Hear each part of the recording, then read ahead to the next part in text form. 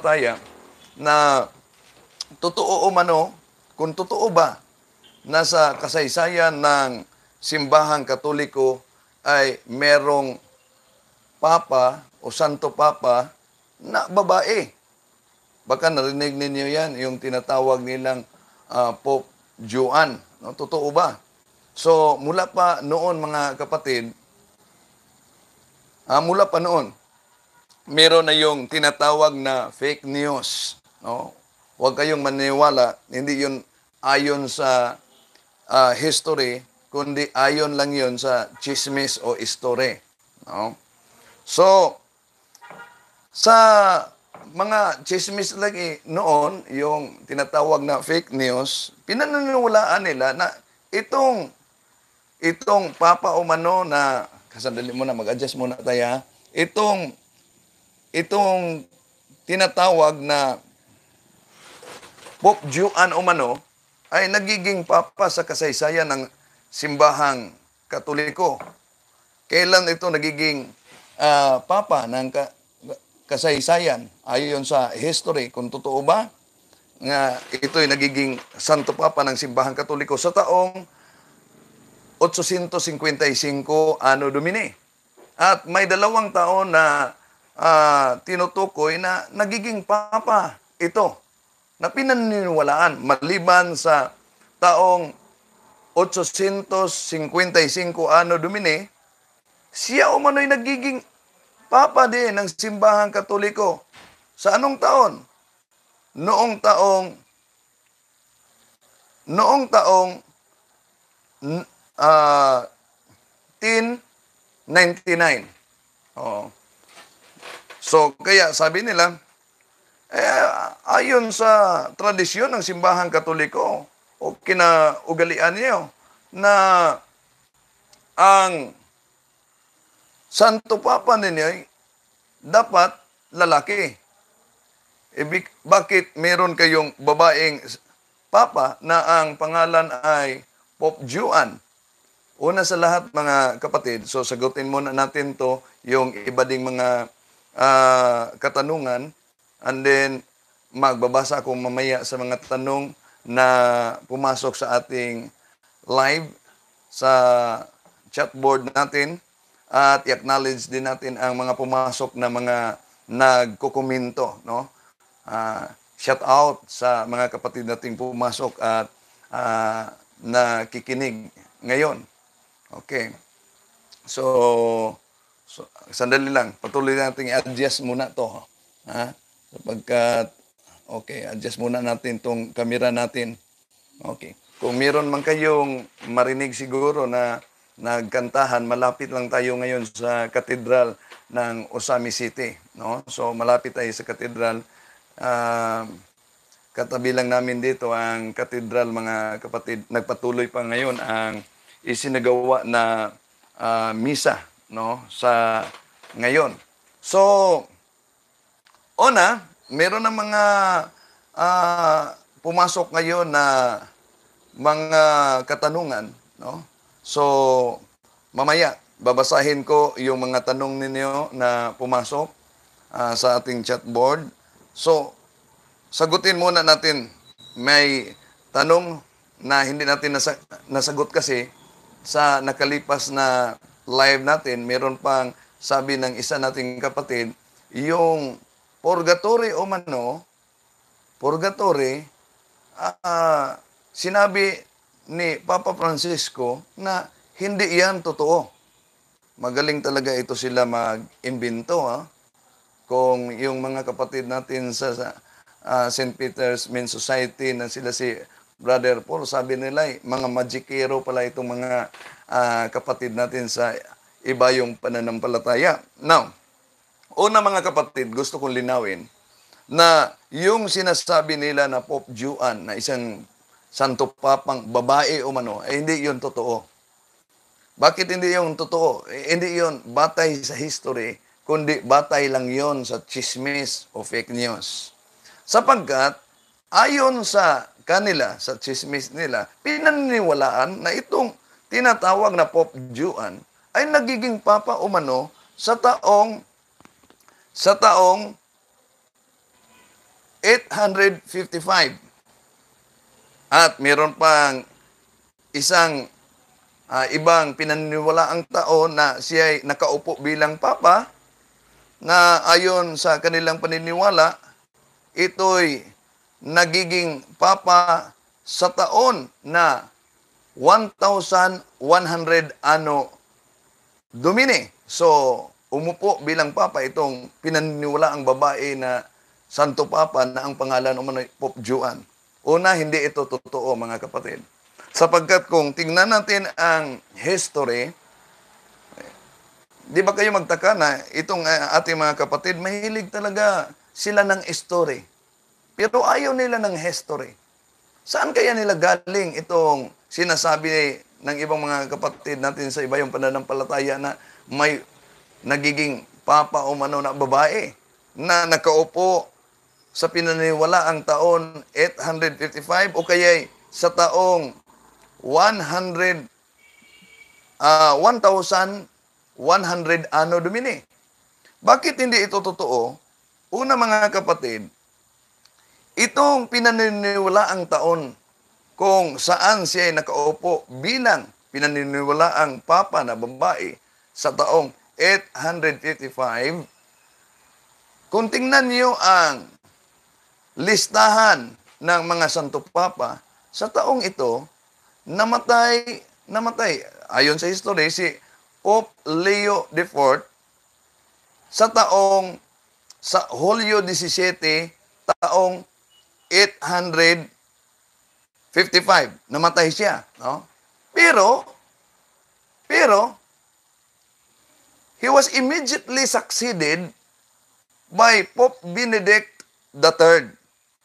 Si Pope Benedict III sa taong 855, matapos namatay si Pope Leo IV, siya'y nagiging kahalili nito bilang papa at namatay siya sa taong 858. Kaya, imposible yung fake news nila o chismis nila na sa taong ito 855, naging papa ang pinaniniwalaang babae na papa na Pope Juan. So, hindi yan totoo.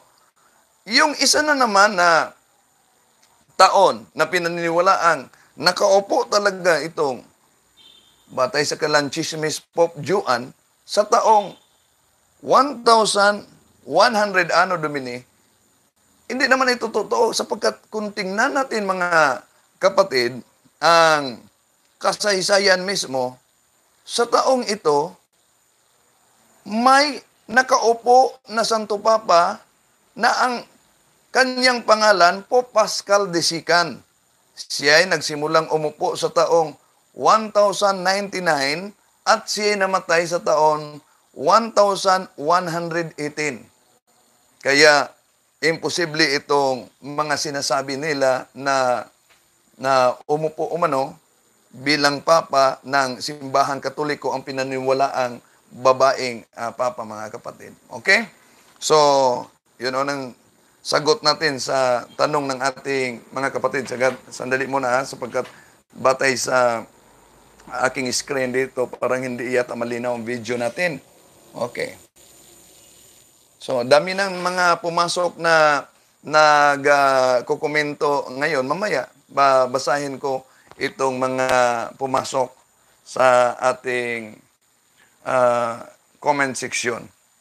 Yung sinabi naman ng ating kapatid na ang purgatorio umano ay hindi totoo at ito ay makita nyo sa isa sa mga comment sa nakalipas na live ko, hindi totoo umano ang naturang doktrina ng simbahang katoliko sapagkat kinonfirm umano ni Papa Francisco na noon pang taon 2014 umano na ang purgatorio ay hindi totoo. Ay walang katotohanan yon. Sabi ko mga kapatid, batay lang yun sa chismis.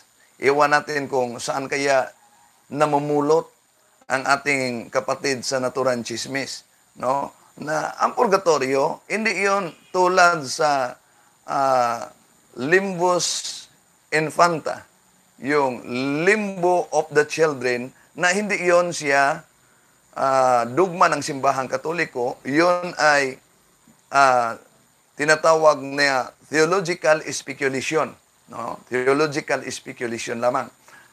Samantalang ang purgatorio ay talagang dugma ito ng simbahang katoliko, no? Kaya kung ang pagbatayan ng ating mga kapatid batay sa kanilang aral ayon umano sa Biblia, na dalawa lamang ang patunguhan ng tao, ang langit at ang impyerno, at wala ng purgatorio, so ipalagay natin kung iyon ay totoo. Halimbawa, ang sabi ng ating Panginoong Hesus sa San Marcos Kapitulo 9, versikulo 49, ang bawat tao ay idaan sa pamamagitan ng apoy. Merong apoy na lilinis ng tao. Bakit ba kailangang idaan? Sapagkat ayon sa Pahayag Kapitulo 21-27, wala mang sinong isa man ang makapasok sa kaharian ng langit na may maliit na kasalanan.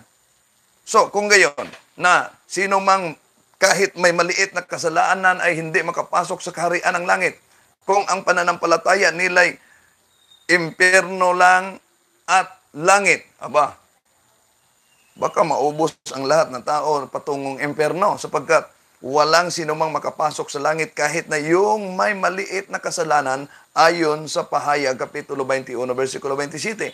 Kaya, sapagkat ang Panginoon ay hustisya, no?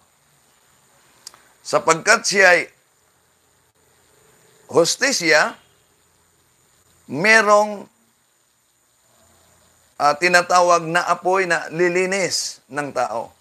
Sa Marcos Kapitulo 9, versikulo 49, at ayon naman sa unang Korinto Kapitulo 3, versikulo 13 hanggang 15, idaan man sa apoy, ngunit meron pang kaligtasan. At sa ginamit ni Father Darwin Gitgano na version ito, na Spanish version, sa unang Korinto Kapitulo 3, versikulo 13 hanggang 15, kung isimula natin sa 9, ito'y tinatawag na purgatorio. Yun din ang mabasa natin, mga kapatid, sa unang Pedro Kapitulo 3, versikulo 19. No? Sa unang Pedro Kapitulo 3, versikulo 19, ito ang ating mabasa. Sapagkat si Kristo na walang kasalanan ay namatay ng minsan para sa inyo, sa mga makasalanan, upang iharap kayo sa Diyos. Siya'y namatay ayon sa laman at muling nabuhay ayon sa Espiritu. Sa kalagayang ito, nagpunta siya at nangaral sa mga espiritong nabilanggo. Kung mabasa ninyo sa ibang version, kaluluwang nabilanggo. Sa ibang version naman, espiritong nabilanggo. Okay. Ipalagay natin yung pananampalataya ng mga ibang sulpot na sekta. Langit lang at impyerno. Wala na ang purgatorio, sapagkat ayon sa kanila, hindi tayo maniniwala sa purgatorio. Imbento lang yan ng simbahang katoliko at hindi yan makikita sa Biblia. Baka nakalimutan nila, mga kapatid, na even the word Bible was officially decreed by the Council of the Church sa pamamagitan ng authority ng simbahan. Sa kanilang Biblia na King James Version, di po ba? Wala kang makita sa loob ng Biblia na may kapitulo, versikulo, talata na may nakasulat na Bible, maliban lang sa Protestant na salin na tinatawag the Living Bible. Okay, balikan natin ang purgatorio. So sa nabasa natin sa unang Pedro Kapitulo 3, versikulo 18 hanggang 19 ng ating Panginoong Jesus, siya'y pumunta sa mga espiritu na nabilanggo. Kung ang kanilang pananampalataya ay langit lang at impyerno, walang purgatorio, ngayon ang tanong, anong tawag nila nitong sinasabi sa unang Pedro Kapitulo 3, versikulo 19, na pinuntahan ng ating Panginoong Hesus na mga espiritong nabilanggo. No, nakulong. No, mga espiritong nakulong.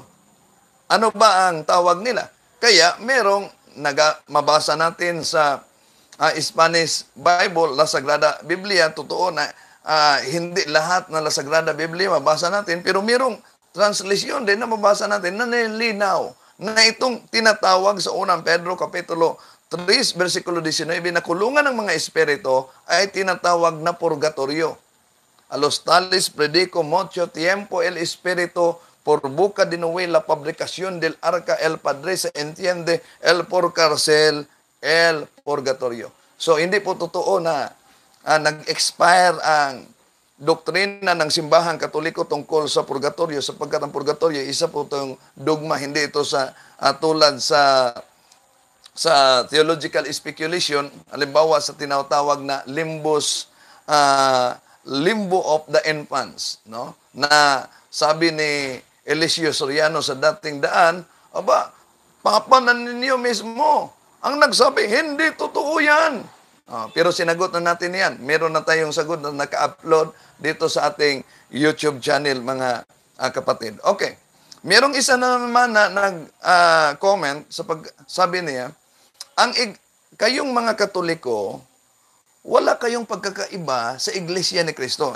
Iwan ko nga kung ano ang reliyon niya o kaya kaani ba ito siya sa grupo ni Eliseo Soriano, sapagkat vice friend talaga ito sila. No? So kung yon ang kanyang sinabi na walang kaibahan ang Iglesia ni Cristo na itinatag ni Felix Manalo at ang Iglesia Katolika, sapagkat ayon sa kanya, pawang umangkin lang umano ang Iglesia Katolika at ang Iglesia ni Cristo itinatag ni Felix Manalo na tatag ng ating Panginoong Jesucristo.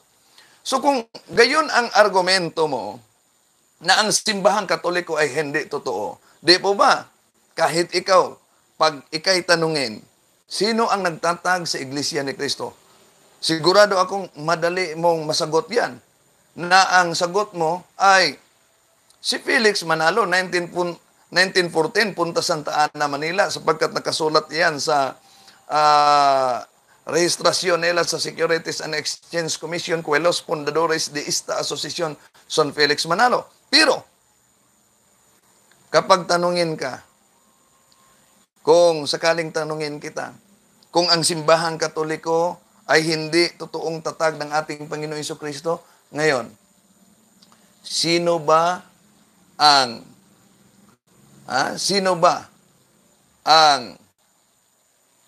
nagtatag ng simbahang Katoliko? O yun ang mahirap nilang sagutin. Kahit mga ministro ni Felix Manalo, mga kapatid. So, hindi totoo na ang simbahang Katoliko at ang Iglesia ni Cristo na itinatag ni Felix Manalo ay wala umanong pagkakaiba. Malaking pagkakaiba sapagkat ang Iglesia ni Cristo 1914, punta Santa Ana, Manila, ay itinatag ni Felix Manalo. Ngunit ang simbahang Katoliko, kahit sa kanilang Pasugo magazine, nilinaw, even secular history show a direct time link between the Catholic Church and the Apostles, leading to the conclusion that the true Church of Christ is the Catholic Church. Na ang totoong Iglesia ni Cristo ay ang simbahang Katoliko. Kaya nga, inaamin sa kanilang Pasugo magazine, Abril 1966, sa pahina 64, ang Iglesia Katolika na sa pasimula ay siyang Iglesia ni Cristo.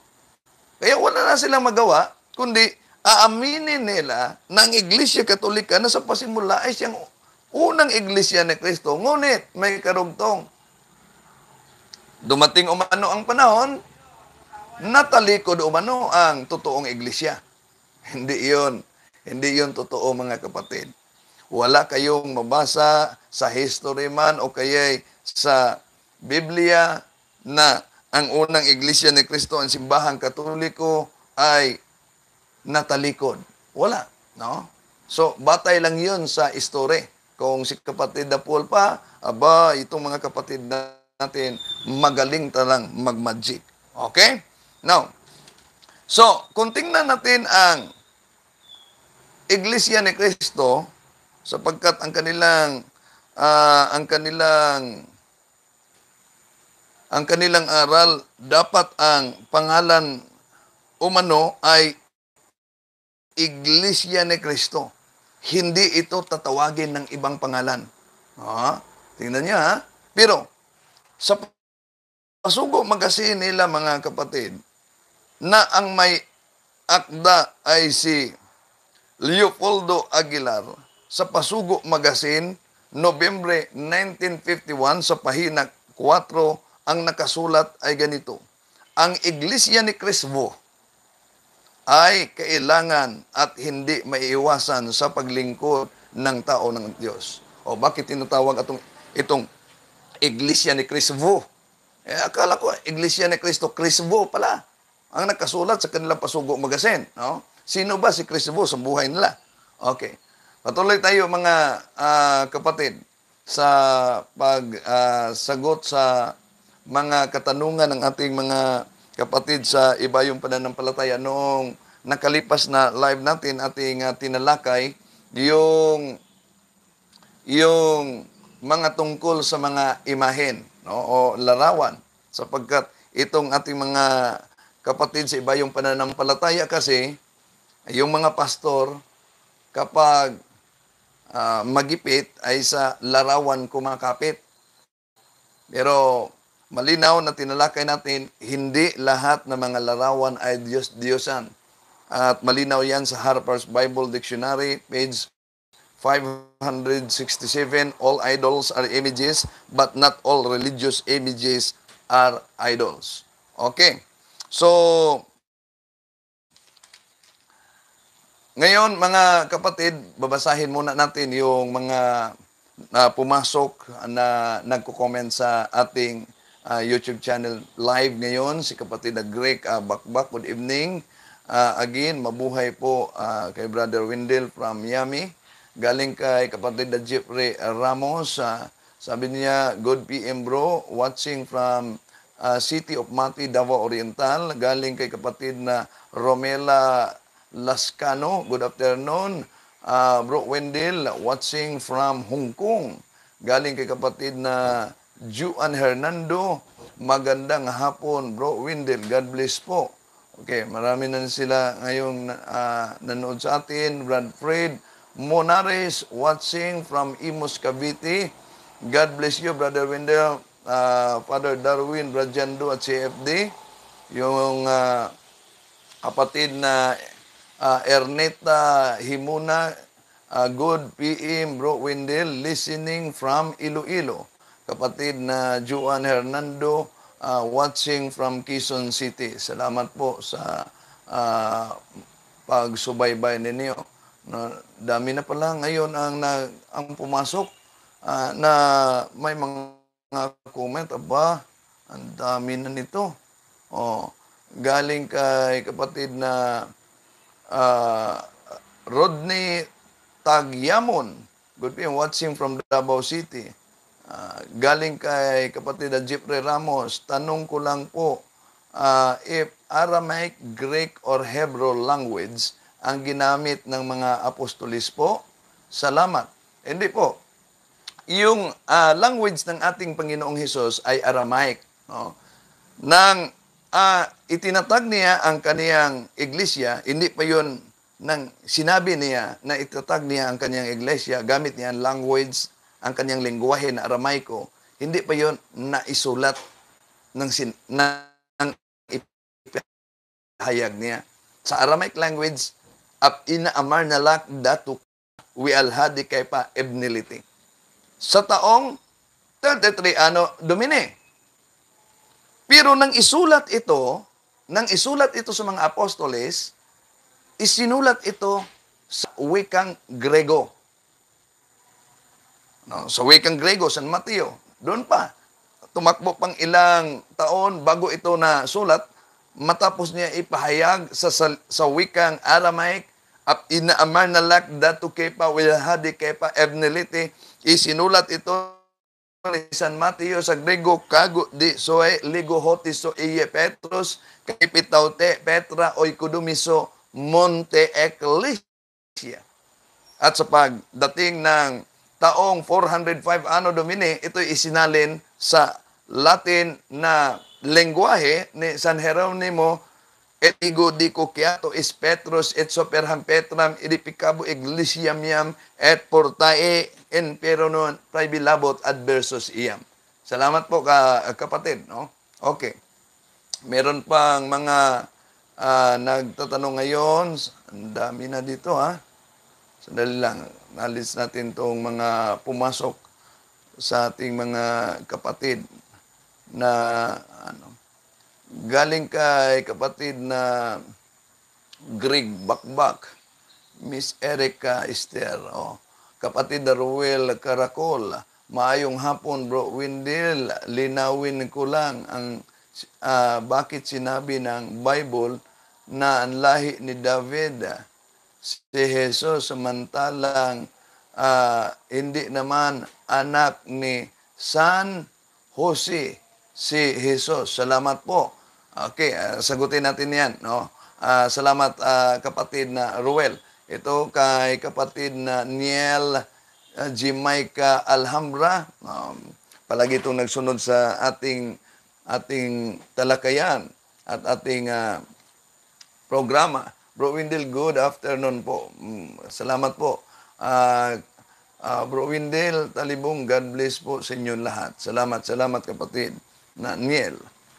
Galing kay kapatid na Andrew Aison, Latin Vulgate, Hebro Kapitulo 1, versikulo 3 hanggang 3, Quecum sit, Splendor Gloria, et figura substantia, ios portansque, omnia verbo virtutis, so forgationem, peccatorum faciens, sadit. O yung mayroong nakasulat itong purgationem, no? Sa natura nga talata sa Latin Vulgate Bible. Salamat po kapatid na Andrew.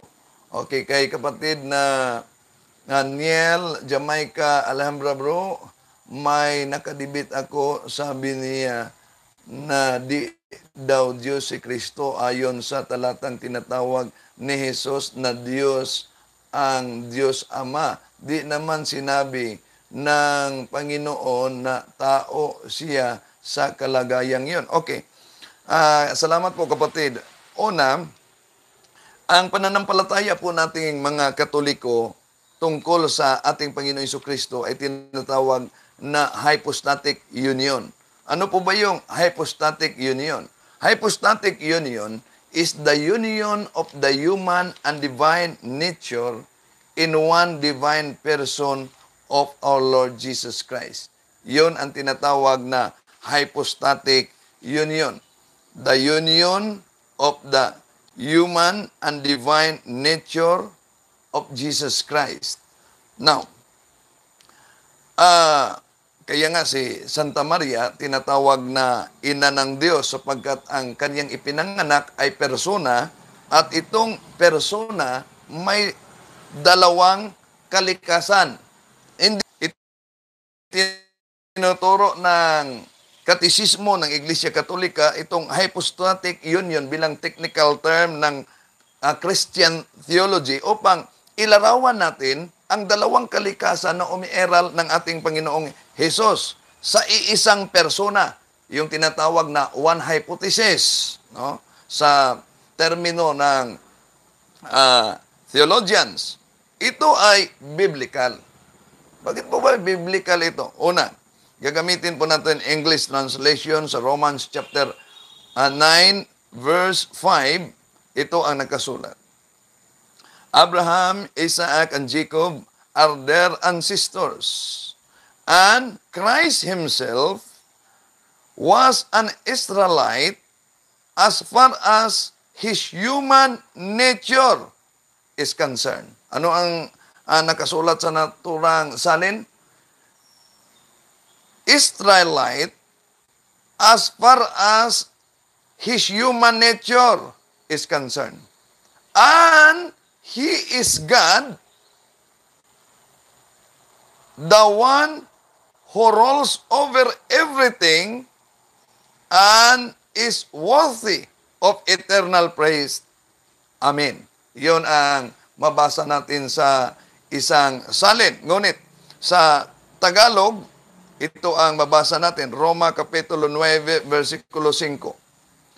Sila'y nagmula sa mga patriarka at ang kanilang lahi ay nagmula ang Kristo nang siya'y naging tao.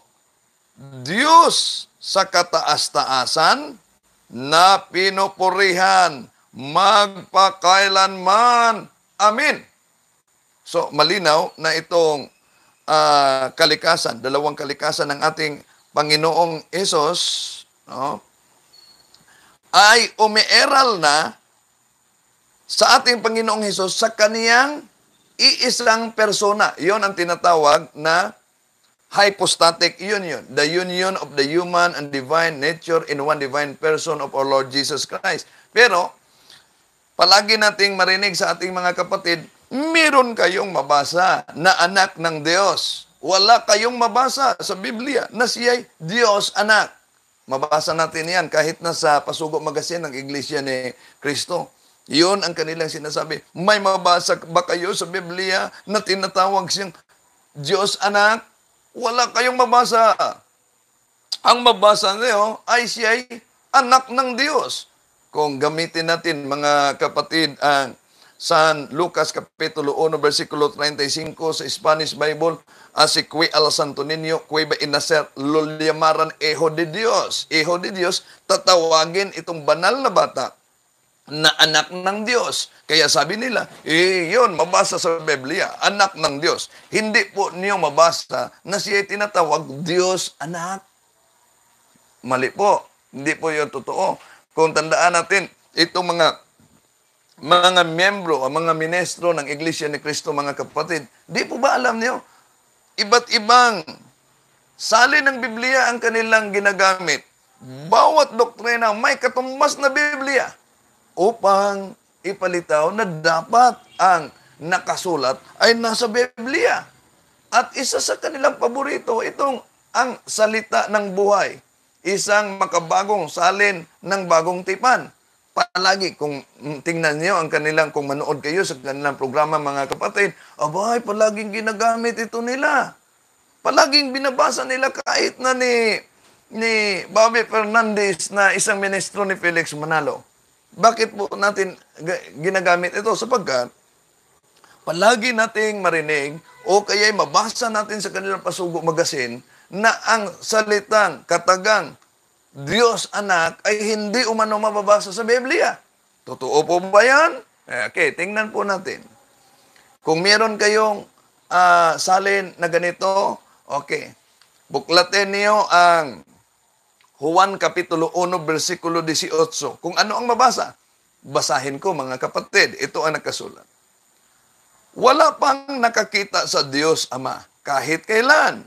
Subalit, ipinakilala siya sa atin ng Diyos anak. Sabi nila, hindi mabasa Diyos anak. Sa saling ito na palagi nilang ginagamit, meron palang mabasa. Baka magiging katulad sila na ni Ustad Barcelon na isang balik Islam na nagiging debator, yung nakaharap ko, na ang daming Bibliyang dinadala at palagi niyang inuulit-ulit nang humarap siya sa maginoong debate sa mga pastors ng mga born again at sa mga Seventh-day Adventists. Hindi mababasa sa loob ng Biblia ang salitang Biblia. Yan, anyayahan ko kayong manood. Nandito sa ating YouTube ang naturang debate, mga kapatid. Nang tinanong ko si Ustad Barcelon sa Islam, totoo po ba yung sinasabi mo na ang salitang Biblia ay hindi nakasulat sa loob ng Biblia? Panindigan mo ba yun? Sabi niya, panindigan ko hanggang kamatayan ko. Dinala mo yung The Living Bible. Sa The Living Bible ba, Sa ikalawang Timoteo, Kapitulo 3, versikulo 16, anong mabasa? Siya nga nagbasa. Tingnan niyo sa naturang debate. Pagbasa niya, the whole Bible was given. So, nag-follow up ako. So, ang ayon ka ba na ang paksa natin ay nabasa mo sa Bibliyang dala mo? So, patawa-tawa na lang siya. No? Ito rin, palaging ginagamit ito sa mga ministro. Kung makita niyo sa programa, mga kapatid, ang salita ng buhay, isang makabagong salin ng bagong tipan. At magtaka tayo, bakit sinabi nila sa kanilang Pasugo Magazine o sa kanilang mga propaganda sa plaza na ang katagang Diyos Anak ay hindi mabasa umano sa Biblia? Totoo po ba yan? Hindi, sapagkat itong salin na ito na palagi nilang ginagamit, nabasa nga natin, Juan Kapitulo 1, versikulo 18. Wala pang nakakita sa Diyos Ama kahit kailan. Subalit, ipinakilala siya sa atin ng Diyos Anak. Kaya tigilan niyo na yung sinasabi niyo na hindi mababasa ang katagang Diyos Anak. Meron pala, nabubuko na yung mga kapatid natin na sabi nila, hindi mababasa. Okay. Sapagkat, ang kanilang palaging ginagamit kasi, sa susunod, tatalakayin natin yung totoong Diyos at totoong tao, ang ating Panginoong Hesus, mga kapatid, na isa sa mga mariing itinuligsa ng ating mga kapatid sa Iglesia ni Cristo bilang makabagong heretiko na Arianismo, no? Sa ating panahon ngayon. Sapagkat noon pa man, lumitaw na ang aral ni Arius na nagtuturo ng ating Panginoong Jesucristo ay tao at hindi Diyos. Kaya nangyari ang unang konselyo sa Nicaea sa taong 325, ipinahayag sa naturang konselyo ang ating Panginoong Jesucristo ay totoong Diyos at totoong tao. No? Okay. Now, sapagkat palagi nilang ginagamit. Sige, sa sunod, tatalakayin natin yan. Ito kasi ang palagi nilang gagamitin, Juan Kapitulo 3. Subaybayan muna natin. Ito, bago natin ipatuloy yung iba pa mga katanungan. No? Ito kasi ang palagi nilang ginagamit, no? Mga kapatid. Sa Juan 17:3, at ito ang buhay na walang hanggan, ang makilala ka nila na iisang tunay na Diyos at ni Jesucristo na inyong sinugo. Ngayon, ang tanong nila dito sa cross-examination, sang-ayon ka ba sa pahayag ng ating Panginoong Jesucristo na ang Ama ay isang tunay na Diyos? Kung ang Ama ay isang tunay na Diyos, kung si Kristo ay Diyos, kung ang Espiritu Santo ay Diyos, ilan ba ang tunay na Diyos? Iyon ang kanilang argumento. No? Nang sinabi ng ating Panginoong Hesus, ang Ama ay iisang tunay na Diyos. Kung kinikilala niyo na si Kristo tunay na Diyos, kung kinikilala niyo na ang Espiritu Santo ay tunay na Diyos, ngayon ang tanong, ilan ang iisang tunay na Diyos ninyo? Yun ang argumento. Hindi, nanatiling isa, hindi tatlo. Yun ang aral opisyal tungkol sa Santissima Trinidad. Bakit? Ayon sa Roma Kapitulo 1, versikulo 7, the Father is called God. Di po ba? Mabasa natin Roma Kapitulo 1, versikulo 7. Nabasa din natin sa Hebrews Kapitulo 1, versikulo 8, the Son is called God in Hebrews chapter 1, verse 8. Hindi lang yan. The Holy Ghost is called God in Acts chapter 5, verses 3 up to 4. So, ang Ama Diyos, ayon sa Roma Kapitulo 1, versikulo 7, Ang anak ay tinatawag na Diyos sa Hebreo Kapitulo 1, versikulo 8. At ang Espiritu Santo naman ay tinatawag na Diyos. Ayon sa Gawa Kapitulo 5, versikulo 3 hanggang 4, ilan ang Diyos? Tingnan yung King James Version. Sa unang Juan Kapitulo 5, versikulo 7. For there are three that bear record in heaven, the Father, the Word, and the Holy Ghost, and these three are one. Malinaw. And these three are one. Hindi sinasabi, and these three are three. Kaya diyan kinuha ang Santissima Trinidad. Santissima meaning holy, Trinidad, trace, and Unidad meaning unity. No? Okay. Pero yung sinasabi nila, hindi mababasa sa Biblia ang salitang Trinity. Tapusin nyo na yan. Bakit? Baka hindi nyo nabasa na mayroon mabasa talagang salitang Trinity sa Amplified Bible. Revelation, Pahayag Kapitulo 7, versikulo 10. Tingnan nyo. May dami yung Biblia. Siguro, iniiwasan lang nila sapagkat hindi sang-ayon sa kanilang maling doktrina. Salamat po, no? Patuloy nating babasahin itong mga dami pang mga no? Pumasok na mga nagko-komento sa atin. No, good afternoon, Brother Windel. God bless all. Okay, Renz, si kapatid na Corduroy. Si kapatid na Renz Daway, watching from Davao. Ito pa, si Joey Hapal. Papuri ng Diyos sa kaitaas-taasan at sa lupay kapayapaan. God bless, Bro Windel. Sa buong Te Maria, palagi ko kayong ipinagdasal. Ingatan kayo ng banal na dugo ni Jesus at mantle of protection of Mama Mary. Salamat po, no? Kailangan talaga ang dasal ninyo sa amin. Bawat isa na kailangan magdasal tayo sapagkat iyon ang ating spiritual weapon sa spiritual warfare. More prayer, more power. No prayer, no power. Okay? Ito, kay kapatid na Melbobs, no? My loves, Avenido. God bless, Brother Windel, watching from Japan.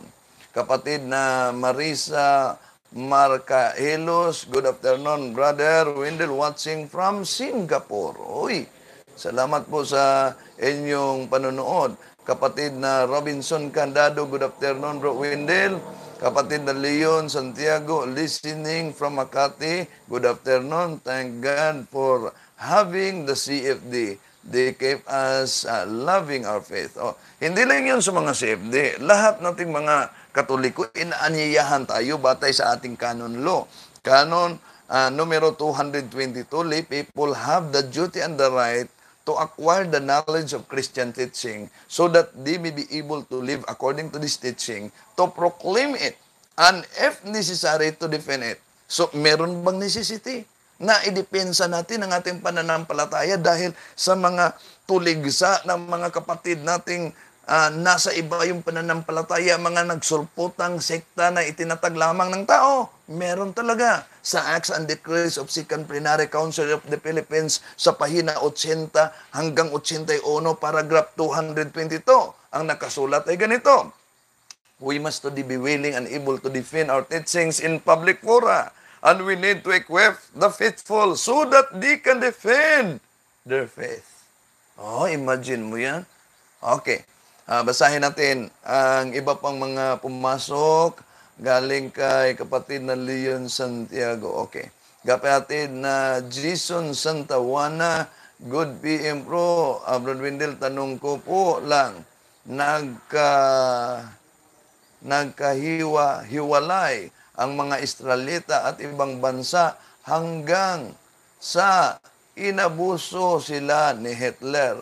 Wala silang hari ng mga panahong iyon. Okay. Salamat po. Sandali pa, meron pa mga Galing kay, okay, ang dami na pala dito, no? Na, na pumasok. First Council of Nicaea, sandali muna. Ito, babasahin pa natin itong mga pumasok na, okay, sandali lang ha. Ito pa, kapatid na Rafael Cadelina. Good PM, Brad Windel. God bless. Salamat po, kapatid na Diego Lida. The Vatican's official records state all of the more than 260 Catholic popes have been men. But according to the medieval legend, a lady pontiff may have reigned for the brief period in the 9th century. O kaya, sinagot ko na yan, no? Yung pinaniniwalaan na taon na siya umupo, imposible sapagkat yung pinaniniwalaan na magkaibang mga taon na pinaniniwalaan siya nakaupo, may nakaupo talagang papa sa naturang mga taon. Okay. Ruel Benito, good afternoon bro Wendell. Ano po ang sikta itong Operian Heritage? Si Ruel Benito ni sa City, Naga, Cebu. Okay.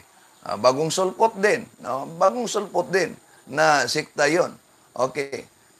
Sa DCB TV, mahilig talagang mga yan na gumagawa ng kwento para siraan ng simbahan. Wala silang takot. Magkapera lang sila sa talaga yung sinasabi ng Bible na darating ang mga bulaang guro. O meron kong kilalang pastor, hindi lang natin sasabihin pangalan sapagkat kaibigan natin to. Sabi niya, totoo naman ang simbahang katoliko ang totoo na iglesia. Sabi niya, kahit siya naniniwala. Pero paano niya iiwanan ang kaniyang kawan o mano sa relihiyon na siya mismo ang nagtatag? Una, may matanggap siya na 10% galing sa mga OFW na membro sa kaniya at tatawagan umano siya na, Pastor, pumasok na sa account mo. Yung matagal na nilang mga membro, kung sasabihin ko na nila, hinto na lang tayo. At ang totoo ay Iglesia Katolika, sabi niya, wala namang matanggap po no? kapag babalik sila sa simbahan Katoliko. Walang malinaw na programa ang simbahan para sa mga pastor tulad nila ni Brad Paul. Butin lang silang Brad Paul ay nagpatuloy pa rin. No? Sila si Brad Noe. Okay. So, yung alam niyo ang katotohanan, ngunit lumipat talaga kayo sa Cebuano pa dahil sa kasabutan, no? Malaki tayong pagharap natin sa Diyos niyan. No? Panagutan sa Diyos. Okay. Maliban lang sa mga miyembro nito na hindi nila alam na ang simbahang Katoliko, kahit pa sila'y Katoliko noon, lumipat sila sa naturang grupo, at hindi nila alam na ang simbahang Katoliko talaga ang totoong iglesia.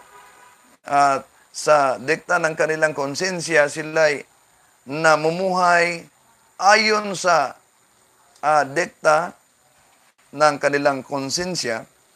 Itong mga taong to ay kinikilala ng simbahan na invisible members of the Catholic Church. No? Invisible members. Kaya sa Lumen Gentium numero 16, through no fault of their own, do not know the true Church of Christ, but nevertheless seek God with sincere hearts, and try in their actions to do His will, as they know it through the dictates of their conscience, they too may receive salvation.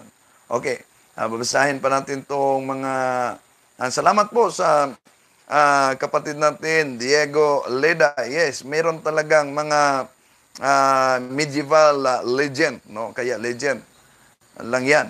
O history, o kaya sa ating panahon, matawag na yung fake news. Okay. Sa kapatid na CBTV, nabasa na natin. Diego Leda, the story goes the Pope Juan was a young woman disguised herself as man and entered into religious training. Sabi niya, after distinguishing herself as a scholar, she rose through the church ranks and was elected John uh, John the 8th in the year 855. Yon lagi ang sinasabi natin na ah, fake news. Bakit fake news? Sapagkat kung tingnan man natin ang naturang taon, kapatid, no? Tingnan natin ang naturang taon. Sa naturang taon kasi, malinaw na yung taong 855, merong papa niyan. Una si Pope Leo 4. Siya'y namatay, namatay siya sa taong July 15, July 17, 855. Namatay siya. Kailan namatay si Pope Leo the 4th? July 17, 855. Pero walang tinatawag na interregnum dito sapagkat nang namatay siya, agad siyang ang kanyang kahalili umupo bilang papa ay si Pope Benedict III. Si Pope Benedict III, siya umupo sa taong 855 at namatay siya sa taong 858. Iyon ang makita natin batay mismo sa history. Salamat po. Okay. Galing kay kapatid na George Burgos, sana po maibigay niyo ang schedule ng YouTube live para maabangan ko alas 9 hanggang alas 10 ng umaga, no? Alas 9. Monday to Friday. At sa Sunday, itong oras na to. Itong oras na to. Okay. Salamat po kapatid. Galing kay kapatid na George Burgos, sana ito nabasa na natin. Galing kay kapatid na Juvin de la Torre, God bless Bro Wendell sa lahat ng mga CFD from Makati. Salamat po sa ating mga kapatid dyan sa Makati. Yung kasama namin si Brad Paul, parang taga Makati yun, no? Si Brad Paul sinugat sa St. Peter Men's Society. Nandito siya sa Samis. Naka-lockdown siya. Okay. Si kapatid na Diego Leda. She went on the roll. Nabasa natin to. Sabi niya, her secret was only revealed in 858 and she was unexpectedly went into labor during the papal procession. Sa kay kapatid na Jose Atap, Bro Wendell, good PM from Japan. Salamat po. Kay kapatid na Antonio Resino, salamat po sa programa niyo, Bro Wendell. Marami akong natutunan. Salamat sa pagsunod. Kapatid na Aniel Jamaica, alhamdulillah, Bro Wendell, talibong pwede niyo po bang i-topic ang talata ayon sa talinhaga ng sa ubari dahil pumasok po yan ngayon panahon na nasa basa ng basa, di nila nauunawaan po. Salamat po, no? Okay, salamat.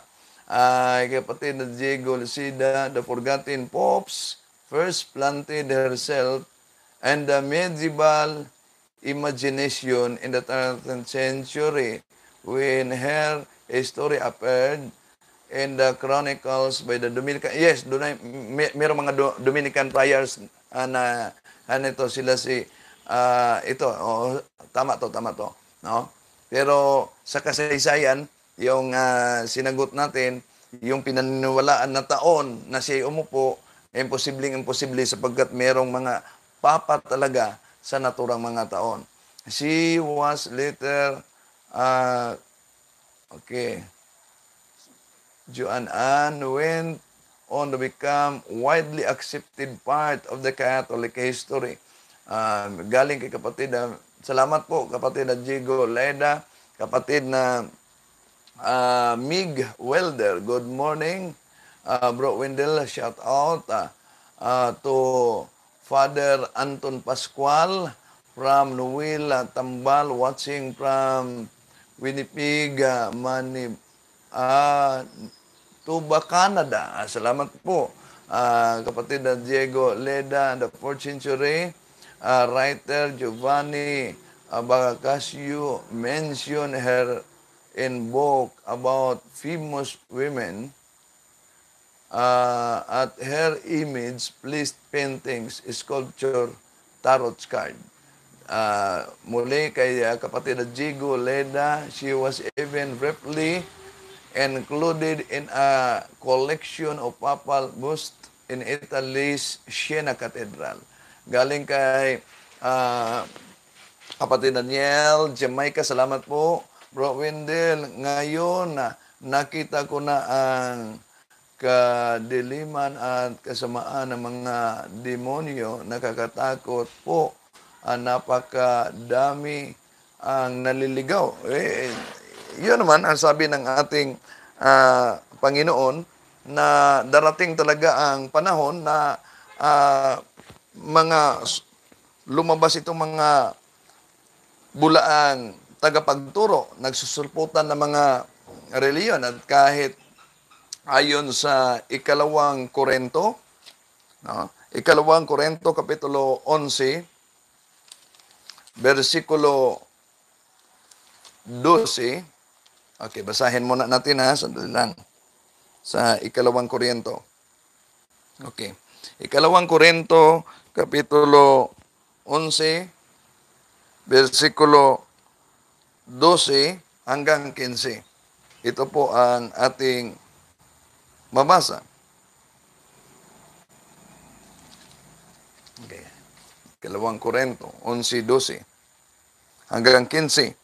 No? Sapagkat ang taktika talaga ng demonyo is to divide and then attack. Ito. Sabi ni San Pablo, patuloy kong gagawin ang ginawa ko ngayon upang mawalan ng batayan ang pagmamalaki ng iba na ang paglilingkod nila ay tulad sa aming ginagawa. Ito na ang mga bulaang propeta na sabi ni San Pablo sa 13. Ang mga iyan ay mga huwad ng mga apostol, madadayang manggagawa. Yung mga manggagawa na madadaya kung mano. At nagpapanggap na apostol ni Kristo. Ituloy natin sa 14. Hindi ito katakataka, sapagkat si Satanas man ay nagkunwaring anghel ng liwanag. Kaya hindi katakataka na ang kaniyang mga lingkod ay magkunwaring lingkod ng katuwiran. Ang kanilang kahihinatnan ay ayon lamang sa kanilang mga gawa. So, ito, kaya daming mga relihiyon ngayon at meron pa mga relihiyon na nagsusulputan na sabi sa kanila mga kapatid, kahit anong relihiyon mo, kaya ay isa na ang ating patunguhan. Ang Diyos lang, hindi yun totoo. Sapagkat different religions contradict one another and contradictions can never be equally true. Okay, galing sa kapatid na Bro Email TV, First Council of Nicaea 325. Sapagkat merong Second Council of Nicaea, no? Yung Second Council of Nicaea, about yun sa iconoclasm. And it was decreed by the Second Council of Nicaea that sacred images may be honored without idolatry. Okay. Kay Bill Gates, Bro Wendell, ah, 100% proud Katoliko, ipagtanggol natin ang ito, mga kapanalig. Bro, Email TV, Hypostatic Union, one person to complete nature, divine and human nature. Salamat po, kapatid. Kapatid Daniel Jamaica Alhambra, ito ang pinakamagandang nangyari sa atin, mga kapatid. Nakilala natin ang mga taga-depensa ng ating simbahan at pananampalataya papuri ng Diyos. Pero ang magandang pagdepensa ng ating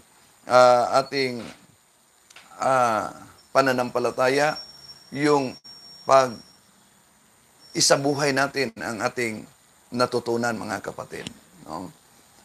Sapagkat yung nakasulat sa aklat ni Cardinal Gibbons na palaging ginagamit ng mga ministro na Felix Manalo, yung pamagat na ang pananampalataya ng ating mga ninuno sa pahina 30, nagkasulat ay ganito: nalulungkot kaming ipagtapat ng kabulukan sa moral ay malimit na nasusumpungan sa sinapupunan nitong mga nagsasabing sila ay mga Katoliko. Di natin maipipikit ang ating mga mata sa harap ng katotohanan na marami sa kanila hindi nabubuhay ayon sa pinag-utos ng kanilang iglesia, kundi bagkus nagiging sanhi pa ng kalungkot-lungkot na iskandalo. Ngunit sa aba nila ay nagiging daan ng mga ito.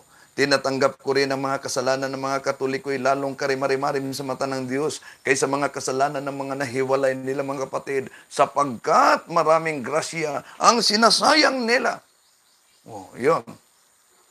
Kung tayo'y alam natin ang katotohanan, ngunit patuloy tayong gumawa ng kasalanan, kahit alam natin ang katotohanan, yun ang sinabi ni Cardinal Gibbon. Sino man sa atin na magkasala at makagawa ng iskandalo, magkasala tayo hindi dahil tayo mga Katoliko, dahil tayo ay hindi sumusunod sa pananampalataya ng simbahang Katoliko.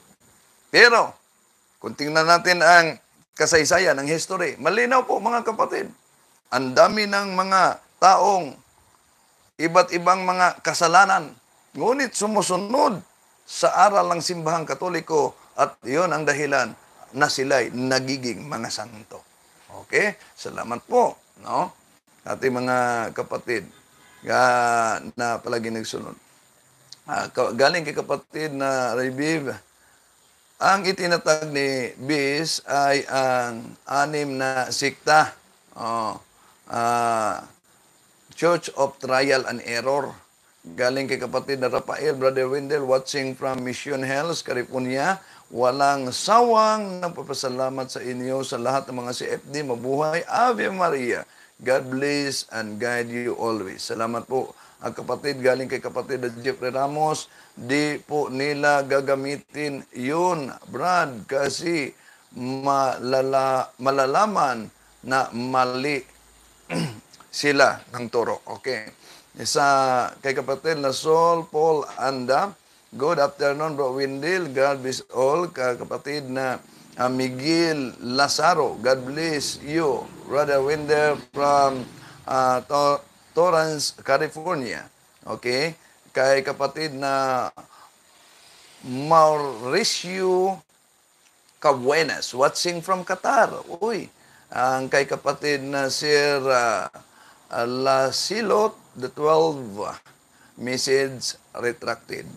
Kapatid na dami sila, no, na pumasok ngayon. Chepti, maayong buntag, Brad Wendell. Salamat sa inyong mga kanunay na amo sa pagpanalipod sa atong balang pagtuo from Abilino, Abures sa Cebu. Kumusta kayo diya sa Cebu? Kumusta kay Brad Sok Fernandez, Brad Adam? Dugay-dugay namin makaanha diya sa Cebu. Galing kay kapatid na Critic Games Visari.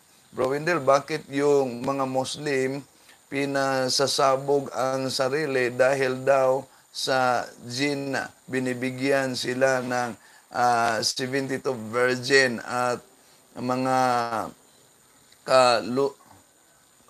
saan ba to? Katulong na mga lalaki. Yun ang mga paniniwala sa mga yung radical, no? Radical na mga miyembro nito. Okay. Kapatid na Marilu Tapungot, hello, Bro Windel, salamat sa Diyos for defending our faith. Padayon ng bro, God bless. Shout out from Ireland. Uy, kumusta kayo dyan sa Ireland? Kapatid na Jan Andre Soriano, hello, Brad Windel Talibong, watching from Amaya, Tansa, Cavite. Galing kay kapatid na critic Brad Windel, ginagamit ni Taning, mga bulaang propeta at mga komunista. Isa prayer of exorcism kay Pope Leo XIII. Nasa naturang prayer, formula of prayer of Pope Leo XIII. No? Noon, maaring magamit yon sa laiko noon, pero ngayon, hindi na, para na lang yan sa ordained minister. Exorcissimos ti omnis immundi spiritus, omnis satanica potestas, omnis incursio infernalis adversari, omnis ligio, omnis congregatio et secta diabolica. Imagine mo na. Omnis congregatio, every congregation of diabolic sect. Omnis congregatio et secta diabolica. So, ginagamit ng demonyo, kahit na yung mga sekta na demonyo. At kaya nga karamihan sa kanila galit-galit sa mahal na Birhen Maria sapagkat ang mga demonyo, ang mga fallen angels ay galit talaga at natatakot sa mahal na Birhen Maria. May mga karanasan kami sa deliverance sa Office of Exorcism nang idasal na namin ang Salve Regina, yung El Holy Queen, no, na dasal. Grabe ang reaksyon sa demonyo na nasa katawan ng tao. May isang pagkakataon na nang inidasal na Salve Regina Mater Misericordiae Vita Dulcido et Spes Nostra Salve, ang sigaw, grabing sigaw, sabi niya, hindi siya reyna, hindi siya reyna. Yung corona na nasa kanya dapat sa amin. Yun, pahayag mismo ng demonyo, no, na nasa katawan ng tao. Okay. Sa ating kapatid naman, kay kapatid na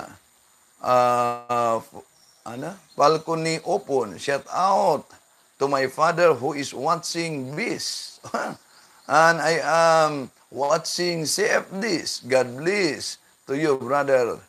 Thank you. Salamat po. Brother Emil TV, shout out po sa Radio Veritas Apolohika with Brad Marco Evangelista. Kumusta po kayo, Brad Marco Evangelista?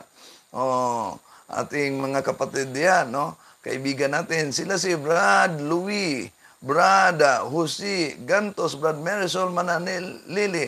Si kapatid na Tatang Larry. Nagkasama kami dito sa Osamis ni kapatid na Tatang Larry. God bless. Sana itong grupo ng itong Apolohika sa Radio Veritas, tulad ng pagkakataon na nakasama namin si Tatang Larry, darating sana ang pagkakataon na magkasama kami sapagkat yung mga kaibigan natin sa pangunguna ni Brad Paul sinugat sa Kotos TV, palagi na namin nakasama sapagkat nandito pa siya sa Osamis. Okay? Ito, kapatid Ramel, sa Morris, Brad Wendell, mangutana ko paano maliligtas ang bata nga namatay na stillbirth, namatay sa abortion, gipatay sa aksidente, wala na bautismuhan. Daghang salamat, more power sa team. Okay, salamat po kapatid, no? Tingnan natin ang Catechism of the Catholic Church tungkol niyan, no? Sa bata na namatay na walang biniyag. Ano po ba ang tindig ng simbahang Katoliko tungkol diyan? Okay, malinaw yan, nakasulat sa Catechism of the Catholic Church numero 1261. Sa Catechism of the Catholic Church number Paragraph 1261, ang nakasulat ay ganito. Basahin natin, mga kapatid.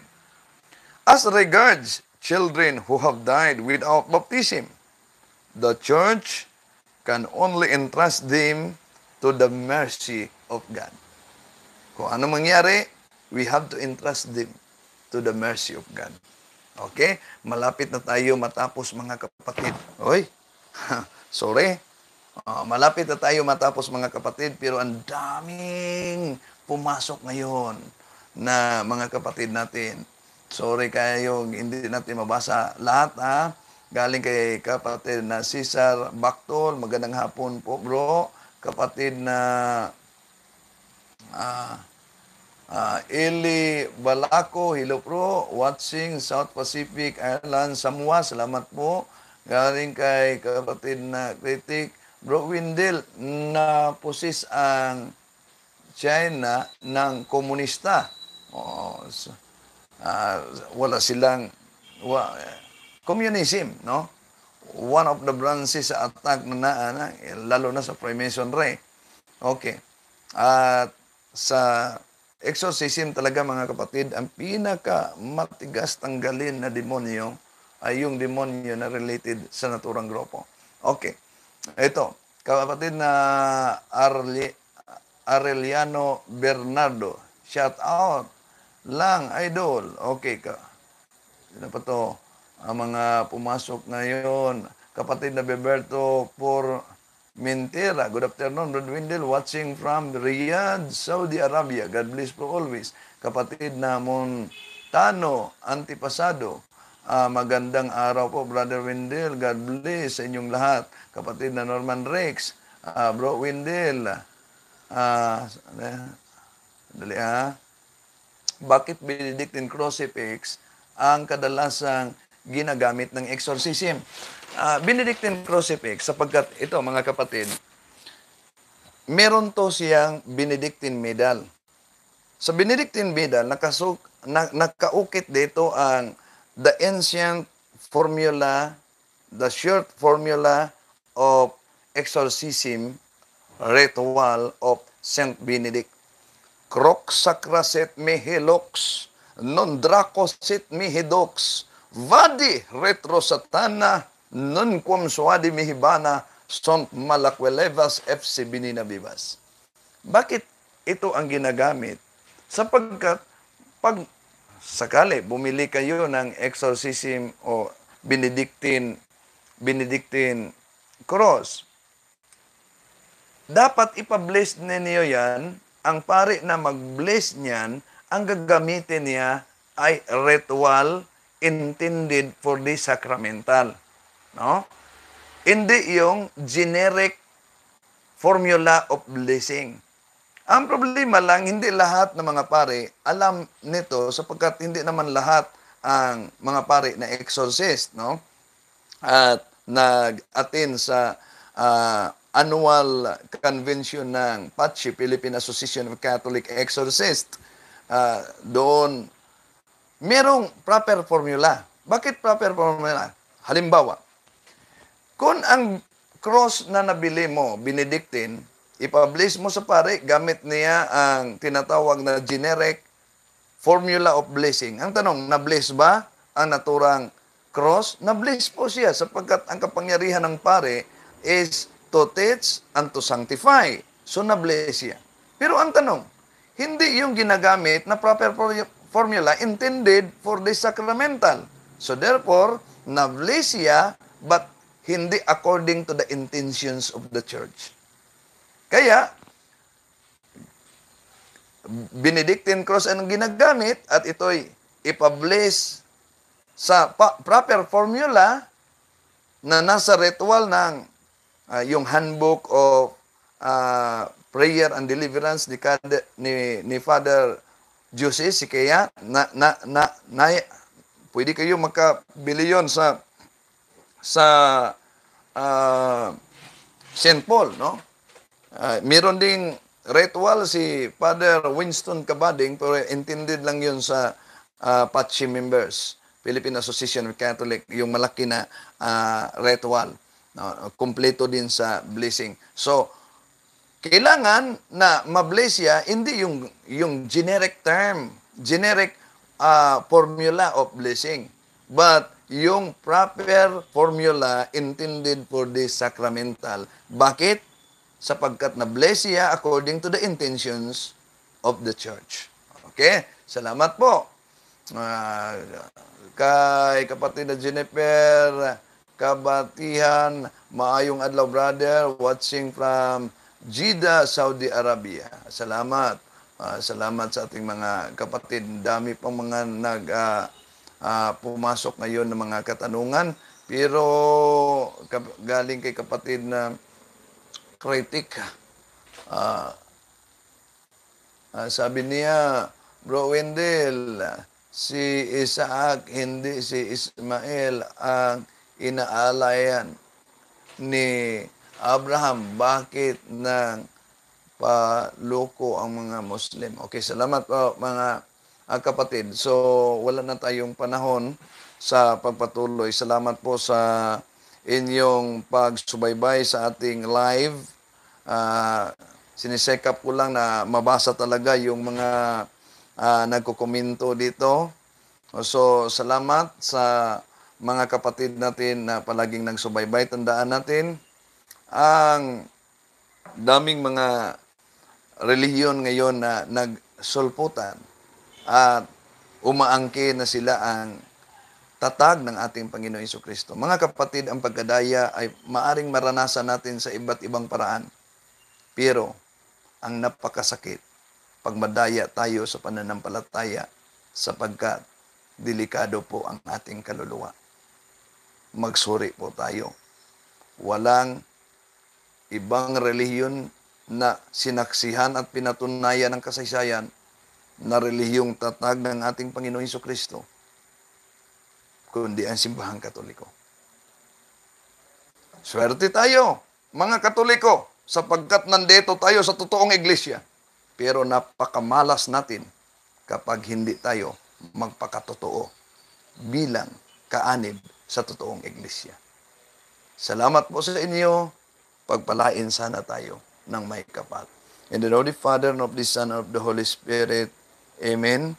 Heavenly Father, in the name of Jesus Christ, our Lord and Savior, and with the power of the Holy Spirit, we pray that the cleansing power of the precious blood of your Son come upon us right now, purify us and wash us clean with the blood of Jesus from the top of our heads down to the very soles of our feet.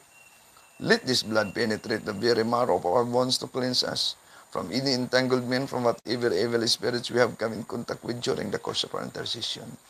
Anoint us with the gifts of the Holy Spirit and refresh our body, soul, and spirit. And with the sign of your Holy Cross, drive away all evil spirits. In the name of the Father, and of the Son, and of the Holy Spirit. Amen. Salamat po. Salamat.